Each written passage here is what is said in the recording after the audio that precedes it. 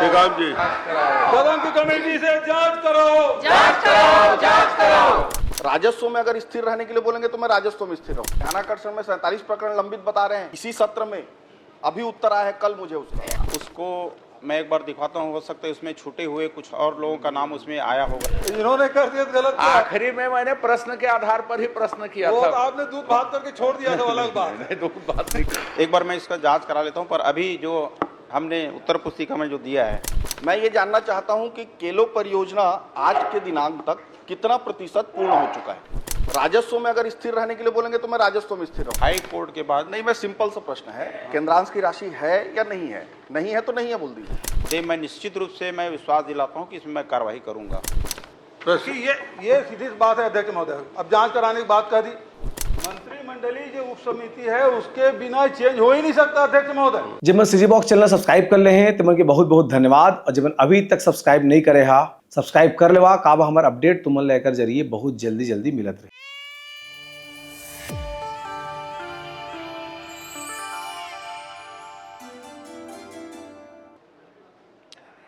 प्रश्न क्रमांक 1 श्री उमेश पटेल।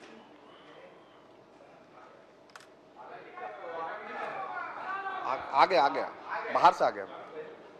माननीय अध्यक्ष महोदय, विधानसभा में हमने देखा है कि कई बार मंत्री, और इसी सत्र में और इससे पहले के सत्र में, मंत्रियों के जवाब में विरोधाभास है अध्यक्ष महोदय। कभी वो लिखित में कुछ और उत्तर दे रहे हैं, उत्तर देते समय कुछ और उत्तर दे रहे हैं, एक विभाग कोई और उत्तर दे रहा है, दूसरा विभाग कोई और उत्तर दे रहा है। माननीय अध्यक्ष महोदय, आज के मेरे उत्तर में माननीय मंत्री जी ने कहा कि 23 प्रकरण लंबित हैं, और ध्यानाकर्षण का उत्तर आया अध्यक्ष महोदय जिसमें 47 प्रकरण लंबित है बताया गया है मंत्री महोदय। अब मैं माननीय मंत्री से जानना चाहूंगा कि दोनों में से कौन सा उत्तर सही है।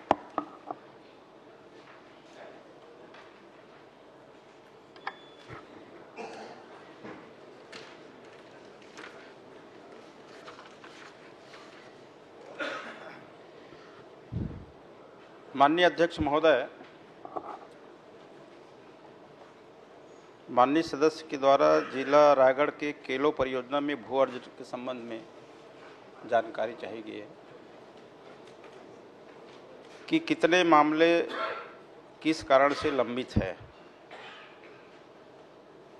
माननीय अध्यक्ष महोदय, मैं बताना चाहूँगा कि इस परियोजना में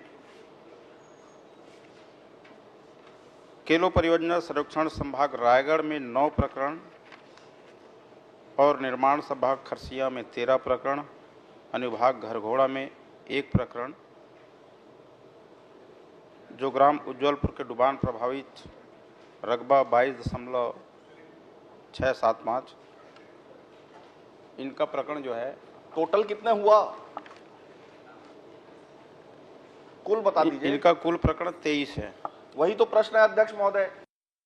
ध्यानाकर्षण में 47 प्रकरण लंबित बता रहे हैं, इसी सत्र में अभी उत्तर आया है कल मुझे उसका, ध्यानाकर्षण का, और आपको उत्तर भी कल मुझे मिला है जिसमें 23 प्रकरण का उल्लेख है और ध्यानाकर्षण में 47 प्रकरण का उल्लेख है।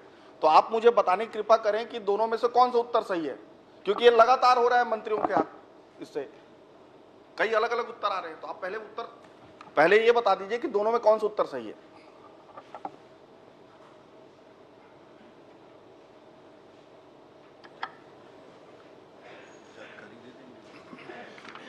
माननीय अध्यक्ष महोदय, जो जानकारी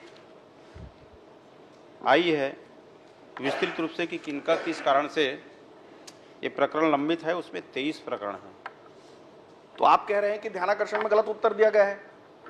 हो सकता है कुछ और बिंदु रहे उसको मैं एक बार दिखाता हूँ, हो सकता है उसमें छूटे हुए कुछ और लोगों का नाम उसमें आया होगा। तो यही बता दीजिए कि उत्तर सही कौन सा है, 47 की 23? अभी उत्तर तो क्योंकि सही दोनों का समय देखिए, ये मुझे 9-3 को मिला है ध्यानाकर्षण का उत्तर। चर्चा तो उमेश जी जो प्रश्न लगा है उसी के आधार पर होगी। तो उसी के आधार पे हो रहा है। ध्यानाकर्षण कालातीत है। नहीं, इसी पे आधार हो रहा है। आप प्रश्न नहीं देख पाए अजय जी, पहले देख लीजिए। उसमें मैंने स्पष्ट पूछा है कितने प्रकरण प्रक्रियाधीन है। माननीय अध्यक्ष महोदय, कल माननीय अजय जी सवाल कर रहे थे, तो जो सरकार जो रिपोर्ट देती है वार्षिक प्रतिवेदन, उसका उल्लेख करते हुए प्रश्न आप खुद कर रहे थे, है ना? प्रश्न के आधार पे नहीं कर रहे थे कि ये सही है वो सही है, इन्होंने कर दिया तो गलत किया। आखिरी में मैंने प्रश्न के आधार पर ही प्रश्न किया वो था। तो आपने दूध भात करके छोड़ दिया था, वो अलग बात है। नहीं, दूध बात नहीं किया था। माननीय अध्यक्ष महोदय, मैं जो चाहता हूं हाथ आप में एक बार- दस्तावेज है वो माना जाएगा, माननीय- वो ध्यानाकर्षण कालातीत है। माननीय अध्यक्ष महोदय, मैं आपसे चाहता हूं आप कृपया मेरे प्रश्न और उत्तर को एक बार देख लें। इसमें उन्होंने उत्तर दिया है अपने उत्तर में कि टोटल 23 प्रकरण लंबित है, इसमें उत्तर में आया है अध्यक्ष महोदय।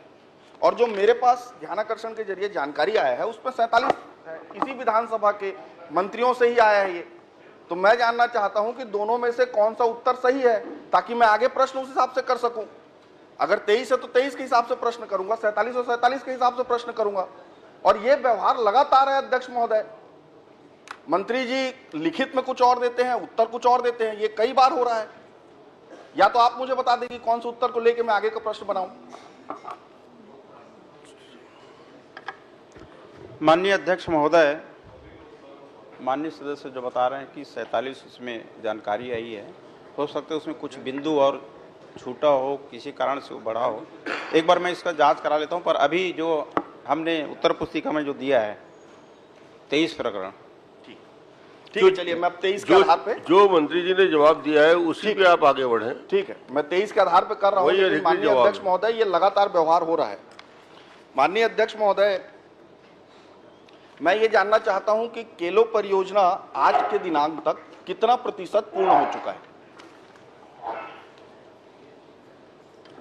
माननीय अध्यक्ष महोदय, केलो परियोजना लगभग 80% कार्य जो है पूर्ण हो गया है। माननीय अध्यक्ष महोदय, इन्होंने कहा कि केलो परियोजना 80% पूर्ण हो चुका है। आज के दिन में जो आपने टेंडर किया, जैसे एक संभाग का बात है, वो कई टुकड़ों में आपने टेंडर किया होगा। जैसे खरसिया संभाग है, उसमें कई टुकड़ों में आपने टेंडर किया होगा। तो आज के दिन में कितने टेंडर हो चुके हैं और कितने निरस्त अभी की स्थिति में है? माननीय अध्यक्ष महोदय, माननीय सदस्य जो प्रश्न पूछ रहे हैं ये सिंचाई विभाग से संबंधित है, और आप लोगों ने पिछले 5 वर्षों में 1 रुपए इसके लिए आवंटित नहीं किया। 1 रुपए नहीं किया। ये तो हमारी सरकार, हमारे माननीय वित्त मंत्री है, उन्होंने 291 करोड़ का कल इसमें बजट में दिया, ये और 100 करोड़ लगभग माननीय लैंड अध्यक्ष एक्विजिशन में महोदय, दिया इसमें। अगर सिंचाई विभाग का प्रश्न है तो मैं छोड़ देता हूं। आप अगर आदेशित करेंगे तो मैं छोड़ दूंगा। मैं तो ये मान के चला था कि सामूहिक उत्तरदायित्व तो है और उत्तर मिलेगा।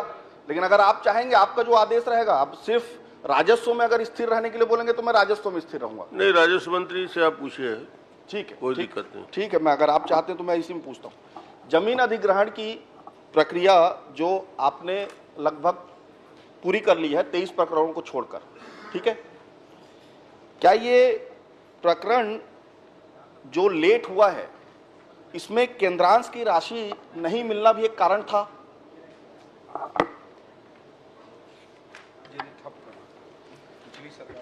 माननीय अध्यक्ष महोदय, ये केलो परियोजना जो है बहुत पुरानी परियोजना है, 2008-9 की परियोजना है,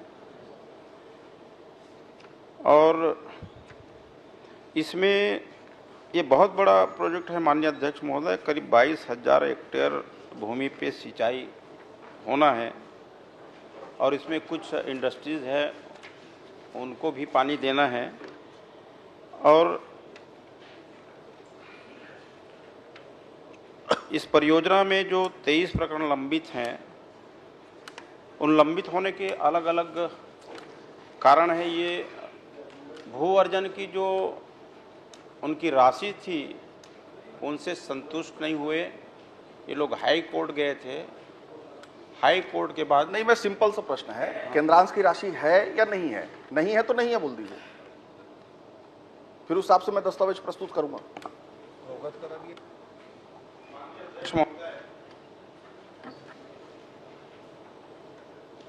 भू अर्जन का काम राजस्व विभाग करता है, पर उस परियोजना को पूरा करना जल संसाधन विभाग का काम है। तो मैं स्पष्ट तौर से निवेदन करना चाहूँगा कि मैं उस जलाशय के बारे में भू अर्जन से रिलेटेड प्रश्न ही पूछता हूँ।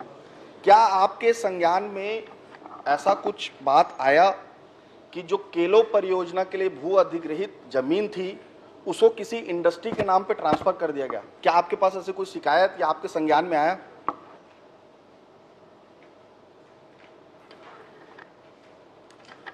माननीय अध्यक्ष महोदय, माननीय सदस्य जो शिकायत बता रहे हैं कि इनका जमीन इंडस्ट्रीज को ट्रांसफर कर दिया गया है, ये हमारे पास शिकायत में अभी तक नहीं आया है। ठीक। माननीय अध्यक्ष महोदय, मैं बताना चाहूंगा कि अगस्त 2024 को खसरा नंबर 5/2, 6/2, 7/1, 8/1, 8/2, 8/3 समेत 22 खसरों का जो जोरापाली है, जोरापाली गांव, इसमें जो अधिग्रहित था केलो परियोजना के लिए, उसे जिंदल इंडस्ट्रीज के नाम से ट्रांसफर कर दिया गया अध्यक्ष महोदय। और ये एक बहुत बड़ा अपने आप में ये है, और इसके ऊपर किसी पे ऊपर कार्रवाई तक नहीं हुई है। हमने शिकायत दिया कलेक्टर को अध्यक्ष महोदय कि जोरापाली में इस तरह के घटना हुई है। आप जिंदल के खिलाफ कब से हो गए? अरे क्यों नहीं होगा भैया? अरे जिंदल के प्लेन तो आपके लिए चलते थे खास। हो गया, बोल दिए।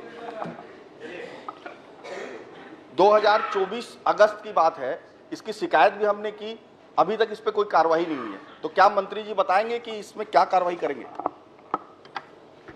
माननीय अध्यक्ष महोदय, माननीय सदस्य उमेश पटेल जी जो शिकायत कर रहे हैं कि जलाशय की भूमि जिंदल इंडस्ट्रीज को ट्रांसफ़र कर दिया गया है, ये शिकायत मुझको दे, मैं निश्चित रूप से मैं विश्वास दिलाता हूं कि इसमें मैं कार्रवाई करूंगा। माननीय अध्यक्ष महोदय, इसी में ये तो लैंड यूज चेंज का मामला है, क्योंकि जलाशय के लिए था और लैंड यूज चेंज हुआ तो बिना आपके अध्यक्षता में जो कमेटी बनी है और उसके बिना ये ट्रांसफर कैसे हो गया? और आप कहते हैं इसकी जानकारी नहीं है। ये इतना बड़ा है फिर कैसे हो गया? क्योंकि लैंड यूज चेंज करना है, यदि या तो ओपीजी आप ही दे दो उत्तर। लैंड यूज चेंज करना है, यदि उद्योग विभाग को देना है तो बिना आपके अनुमति मंत्रालय में आए बिना, राजस्व मंत्री की अध्यक्षता में जो कमेटी बनी है उसके अनुमोदन के बिना कोई भी भूखंड उसमें लैंड यूज चेंज नहीं हो सकता। और ये हुआ है तो इसकी जांच कराएंगे क्या विभागीय रूप से? यदि ऐसा हुआ है तो हम विश्वास दिलाते हैं विभागीय रूप से इनका हम जांच कराएंगे। कि ये सीधी बात है अध्यक्ष महोदय। अब जांच कराने की बात कह दी, चूंकि मंत्रिमंडल के माननीय राजस्व मंत्री की अध्यक्षता में कमेटी बनती है, उसकी जांच कोई अधिकारी नहीं कर सकता। तो मैं आपसे निवेदन करना चाहता हूं कि पवित्र सदन के कमेटी से जांच कराएंगे क्या?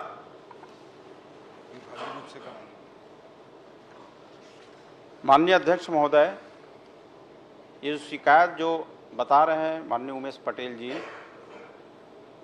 उसका हम विभागीय रूप से अपना जांच कराएंगे। चलिए। माननीय अध्यक्ष महोदय, बहुत गंभीर मामला है, जमीन का मामला है और जमीन में अफरा तफरी हो रहा है, अधिकारी स्तर पे मिली भगत करके इस प्रकार से कर रहे हैं। तो आपसे निवेदन है, आप जांच कराने के लिए तैयार हैं, लेकिन आपके जांच कोई विभाग का अधिकारी कैसे करेगा? आपकी जांच कर सकते कोई विभाग का अधिकारी? इसीलिए मैं कह रहा हूं कि इतना बड़ा लैंड स्कैम हो गया, जलाशय की भूमि को उद्योगपति को दे दिया गया और आपको पता तक नहीं, आपके नाक के नीचे सब कुछ हो गया। तो आपसे आग्रह है, इससे सदन की कमेटी से जांच कराएं। माननीय अध्यक्ष महोदय, ये जो विषय बता रहे हैं ये विषय मेरी जानकारी में ही नहीं आया है, इसीलिए मैं बोल रहा हूं कि ये जो विषय आया है उसका मैं विभागीय रूप से जांच कराऊंगा। ये मेरे संज्ञान में, जानकारी में नहीं आया है। ठीक है, जांच के लिए बोल दिए। ये मंत्रिमंडलीय जो उप समिति है उसके बिना चेंज हो ही नहीं सकता अध्यक्ष महोदय, पॉसिबल ही नहीं है। मड़वा कांड हुआ उसके बाद और मड़वा ताल का हुआ और उसके बाद से तय हुआ मध्य प्रदेश के समय से जब भी जमीन के इस प्रकार से लैंड यूज चेंज होगा मंत्रिमंडल उप समिति से होगा। मैं भी राजस्व मंत्री रहा हूं, इसलिए मुझे मालूम है। और इसलिए चूंकि ये जमीन आप खुद कह रहे हैं खसरा नंबर बता रहे हैं, तो ये समिति से विधानसभा समिति से जांच कराने की घोषणा करें मंत्री जी। आपकी जानकारी में नहीं है, आपकी कोई संलिप्तता नहीं है, लेकिन ये चूंकि आपके विभाग में हुआ है इसलिए सदन की कमेटी से जांच होना चाहिए। माननीय अध्यक्ष महोदय, यही चीज मैं भी कह रहा हूं कि ये मेरी जानकारी में नहीं है, संज्ञान में आया नहीं है। और जो सदस्य बता रहे हैं कि ये खसरा नंबर को ट्रांसफर किए गए हैं, तो इसकी मैं विभागीय रूप से जांच माननीय अध्यक्ष महोदय, श्री नीलकंठ टेकाम जी, हो गया। माननीय अध्यक्ष कमेटी महोदय, से जांच करो, जांच कराओ। टेकाम जी, सदन की कमेटी से जांच करो, जांच करो, जांच करो, सदन की कमेटी से जांच करो, जांच करो, जांच करो, जमीन घोटाला बंद करो, बंद करो, बंद करो, बंद करो, जमीन घोटाला बंद करो, बंद करो, बंद करो, जमीन घोटाला बंद करो, बंद करो, बंद करो, सदन की समिति माननीय से अध्यक्ष जांच महोदय, करो। जांच करो, जांच करो, मेरा प्रश्न माननीय सहकारिता मंत्री से संबंधित है संतुष्ट हम नहीं है और बहिर्गमन कर रहे हैं। और इस घोटाला बंद करो, प्रश्न के बारे में